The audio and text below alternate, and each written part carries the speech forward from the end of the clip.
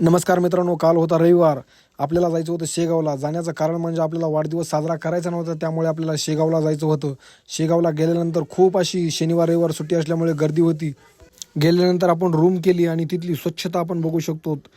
तुम्हाला बी शेगावची स्वच्छता आवडत असेल तर तुम्ही नक्की कमेंट करून सांगा. आणि शेगावमध्ये नवीन काय काय आणखीन पाहासारखं आहे ते सुद्धा पहा. बघा, शेगावच्या गजानन महाराजाच्या दर्शनाच्या बाहेरला लागण्यासाठी अगोदर चपला वगैरे आपल्याला तिथे द्यावे लागतात. आणि चपला बूट जमा झाल्यानंतर आपल्याला मध्ये सोडतात. मध्ये सोडल्यानंतर बघा, मंदिराचा परिसर किती स्वच्छ आणि सुंदर दिसतोय. मंदिरात गेल्यानंतर आपल्याला दर्शन जास्तीत जास्त 1 तासाच्या आतमध्ये होऊन जातं आणि बाहेरून घेतलं तर 15 मिनिटात दर्शन होतं. पण गर्दी ही खूप असल्यामुळे आपल्याला थोडा वेळ लागला.